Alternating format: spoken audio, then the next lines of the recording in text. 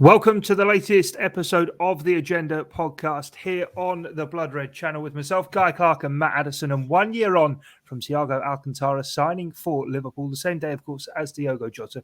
But we're going to focus on the Spaniard, assess his Liverpool career today and see just how good he has been for the Reds. Of course, there was so much fanfare over his arrival from Bayern Munich this time last year. And Matt, I suppose the first question has to be, has he lived up to the hype? Not quite, I don't think. I think there's a variety of reasons that I think we'll go through that maybe explain why that is. I don't think we've seen the best of him yet. I don't think he's been, horrendous or bad by any stretch of the imagination. But I do think there's a lot more to come. As I say, there's a variety of reasons explaining why that is. But the bottom line is I still think he's a fantastic world-class footballer. He's an upgrade for me on Gini Wijnaldum, which it appears is the man that he was designed to replace. And I think as long as he stays relatively injury-free as much as he can this season, I think we are going to see eventually, what he can do. And it might be, that games like this weekend's are not the ones where he stands out, and it might be, a latter end of the Champions League or something like that really you sort of stand out and see him and notice him doing what he does best. But he's not quite done it yet, but I'm still confident that he will do at some point, hopefully this season. I have to say, I've been one of those who I haven't been bowled over by him since he arrived at Anfield. But funny you should say kind of this weekend's game with Crystal Palace isn't the kind of game he'd shine, because initially when he was kind of being linked from Bayern Munich, everyone was saying, this is the guy who will come in, he can be a playmaker. Liverpool haven't had that in a Jurgen Klopp midfield since Felipe Coutinho, and he played off the left for that sort of real starring final 6 months of his Liverpool career, and kind of basically look at it and think, actually, this is the guy who will unlock kind of low block defenses. But the way you speak there and saying actually it's maybe in those higher quality premium games that this is a player who will shine on that stage.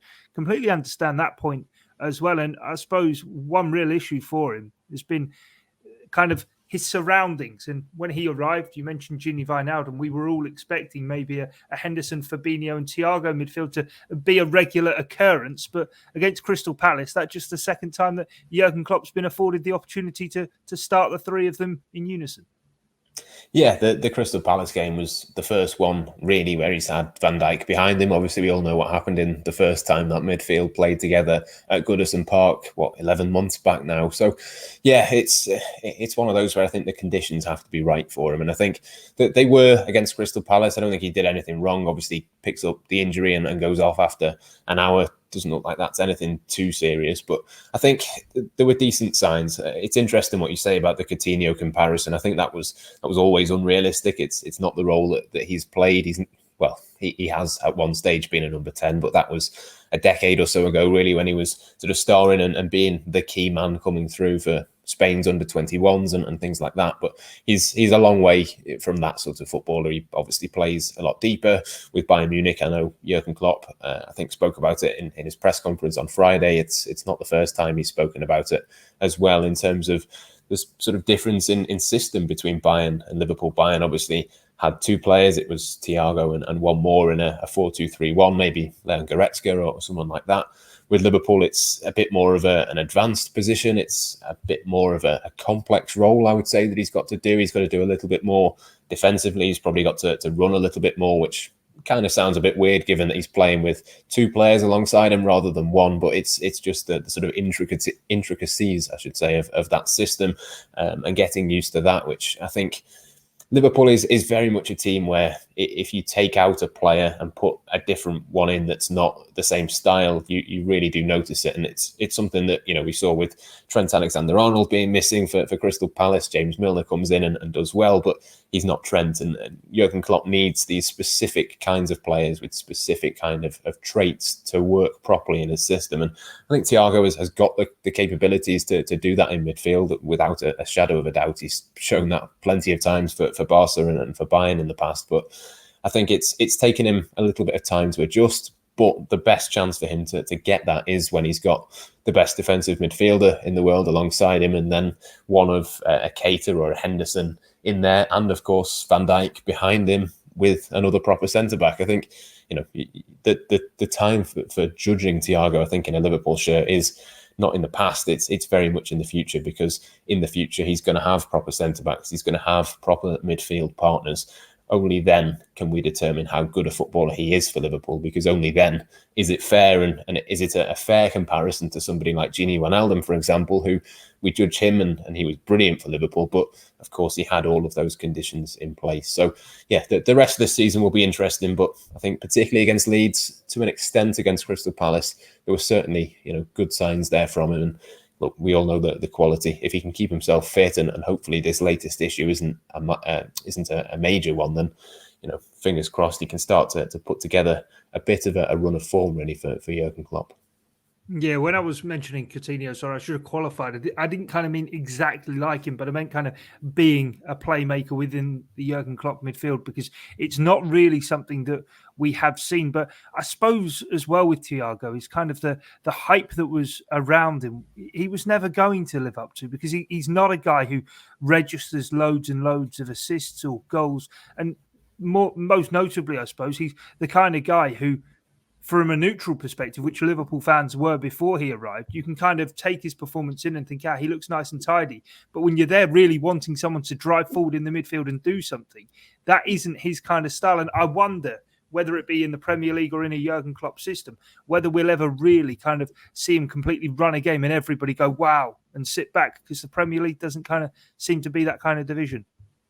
Yeah, I don't think Jurgen Klopp's system is set up for that to be the case either. I think it's really, really hard. I've said the same thing actually about Naby Keita. When he came in, it was very much a case of he's exciting, he's going to get goals. Obviously, he did get the goal against Crystal Palace. He's going to get assists. He's going to do all of these things which you can very tangibly measure how good they are. You can see it. It's really obvious. But obviously, in a Jurgen Klopp system, in that 4-3-3, that's not really the primary aim. It's a different sort of role. So again, with Keita, with Thiago, you don't quite get to see these really obvious things. It's more, you have to look at the underlying numbers. You've got to look at different stats, maybe things that you wouldn't just see offhand, without looking deeper into it. You maybe don't get to see exactly what Thiago brings to the table. So yeah, I think you can see it, particularly when you're in the stadium watching him as well. You can see, he does take players out of the game with his passing. He does see things and does sort of look one way, play the ball the other way. That little turn that he does where he looks one way and then drops the shoulder and goes. There are things like that which you think, if he can do that consistently, he could just about manage, I think, to run a game even within the restrictions of that Jurgen Klopp and Liverpool system. But yeah, I think the expectation is never ever really going to match with the reality, purely because, as you say, it's just not set up to be maybe what people had in their heads. And Thiago obviously came with a big reputation, but it wasn't a reputation that maybe matched what people thought in their heads he was going to be. So it's an interesting one. It's quite hard to judge a player without those obvious sort of goals, assists, that sort of thing. But I think there's enough signs there to me to say that he can do a role of a Liverpool midfielder perfectly well moving forward, and probably do it better than someone like a Wijnaldum or someone like that. I think there is still that scope and that ceiling for him to do this role in a better way than anybody else has, particularly as a number 8. I think he's going to struggle to do it as a number 6, but slightly further forward, I think there's certainly a lot of scope to improve, but I think that there is a good chance that he will do that. Yeah, and I suppose almost any world-class and elite midfield player coming in, sort of ready-made like he was, will always, I suppose, in some way maybe even be compared to the likes of a Steven Gerrard, who from midfield could do absolutely everything. And Thiago, it's more a refined skill set around one or two attributes, as you say, his vision and his passing. But one thing I want to ask you is, I suppose, last season and the trials and tribulations that both he and Liverpool went through, in the long run, do you think that's going to serve him better? Because it's all well and good and easy for a player to come in from a foreign league and say, I've heard about the Premier League, I know about its physicality, I know how demanding it's going to be. But when you get sort of thrown into that situation, now, had Van Dijk been fit all season, had that midfield Jurgen Klopp maybe had wanted to select been fit all season, maybe Thiago would have had chance to coast in a few games. But the fact there was this onus on him to be the man almost from the get-go after recovering from that injury, to be the man to run games. And let's be frank, he was underwhelming during times of last season. But actually, in the long run, that may well serve to Liverpool's benefit, because certainly from the Madrid elimination in the Champions League onwards, from which point Liverpool have been unbeaten, he has been one of the best players in the side. Yeah, no doubt about it. I think you can sort of sum that up really with the tackling stats that we were all talking about, the number of fouls that he'd given away last season. If you look at the numbers, and I don't have them offhand to reference here, but I know for a fact the numbers are a lot better in that regard this season. He's not giving away those silly fouls. He's adjusted to the intensity of the Premier League and all of that sort of thing. And I think, we saw that. I mentioned the game against Leeds earlier, where I thought he was really, really good in that one. And I think part of that was that even though it's Leeds, even though they get bodies into that midfield area, they try and flood these areas, they press, they counter-attack. He was very much a player who adjusted to that, was able to get up to the speed of it. And I think, had that been, the first half, particularly of last season, maybe even, probably the majority of the second half of the season, if we're all being honest, he probably wouldn't have coped quite so well with that. And maybe that would have taken him a little bit more by surprise. So, yeah, I think that's certainly a positive. But for me, it is those intense games. I know it's weird, isn't it? As you say, like it's weird to think about that being a game where he'll thrive. But I think if he gets it right in those big, intense games, he really can dictate them and can run them, because he's 5, 6, 7 steps ahead of everybody else. But I think when you get those moments wrong, or you're maybe not quite up to speed, or you're not quite on your peak, maybe then it's the opposite effect. It's as much detrimental as it is positive, because it just stands out that little bit more. So, yeah, certainly something to watch out for moving forward. But, yeah, I think if Thiago can do what he did against Palace, but on a consistent basis, that's a good starting point. If he can then do it against the more intense teams, when Liverpool are going to have to press and be at it a little bit more with the likes of Leeds in future, it'll be Everton, Villa, all of those sorts of teams. I think he's going to be absolutely perfect for that sort of occasion.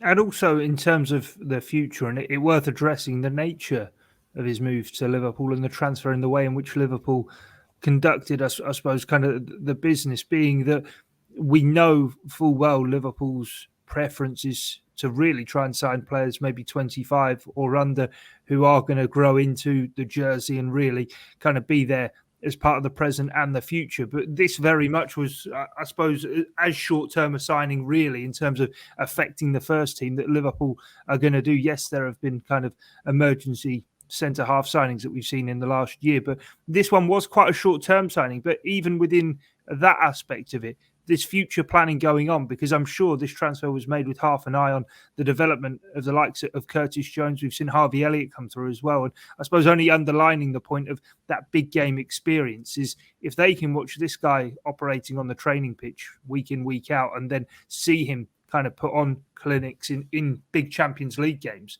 whilst they've not got that experience just yet, I think it'll be invaluable for the likes of Curtis Jones in particular to kind of have someone like Thiago to look up to and learn from, albeit Gini Wijnaldum was a good sort of tutor for them as well. But Thiago kind of takes that to another level.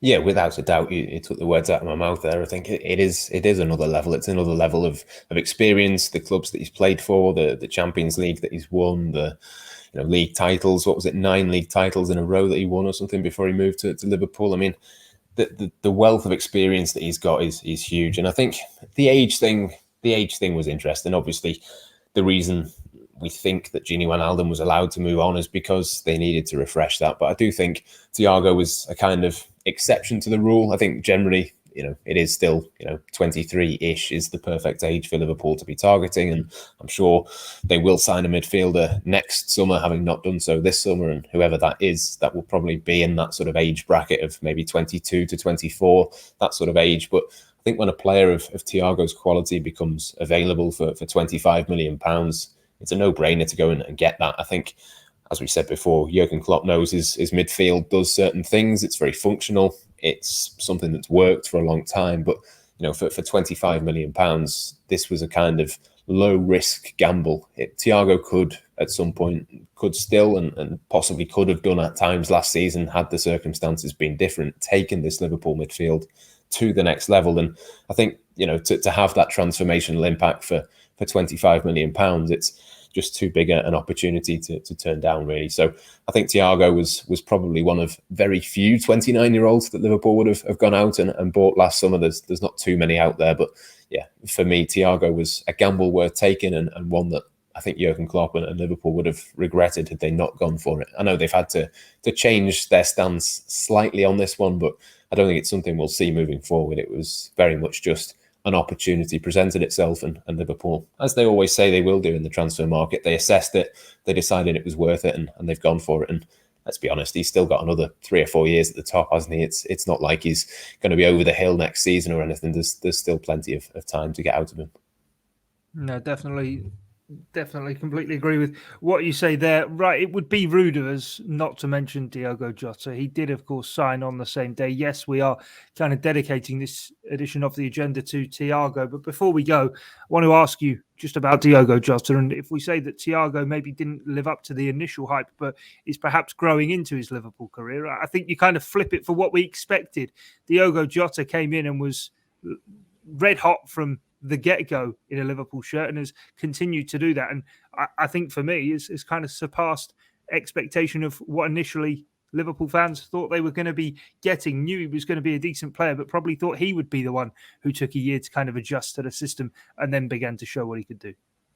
Yeah, absolutely. Complete sort of role reversal, wasn't it? It's one that has taken everyone by surprise. I think the one thing we didn't expect from him really was consistency. I remember this time last year we spoke to a Wolves reporter, and his kind of verdict was that when he's good, he's very, very good, but he can sort of go 5-6 weeks without being that good, being pretty average. And that was the kind of worry, wasn't it? When Liverpool needed him to turn up, would he be able to do it for a consistent period straight away? And the answer to that was absolutely yes. I think for me, it's difficult because I think his best position is on the left. But I think, given the option of everyone being available, I think, Jota through the middle has now surpassed Roberto Firmino. Obviously, he's injured at the moment anyway. But I think, if you had to note down what you thought Liverpool's first choice 11 was, I really do think that he would be in it, which I don't think, this time a year ago you could have said for absolute certain. Obviously, there were still question marks at that point. I think it was about I was going to say, I think it was still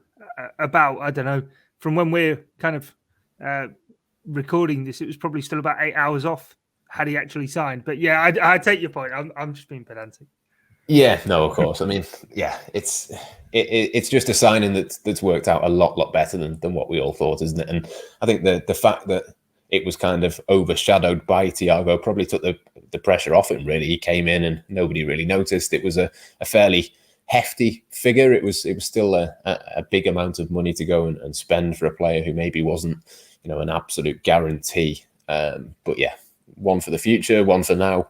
The perfect Liverpool signing, really. It's exactly what they will look for. And I think the only disappointment for me with him is that they didn't try and replicate that and get another version of him in this summer, because I think Liverpool could have done with that. But yeah, we'll have to just make do with one Diogo Jota for now.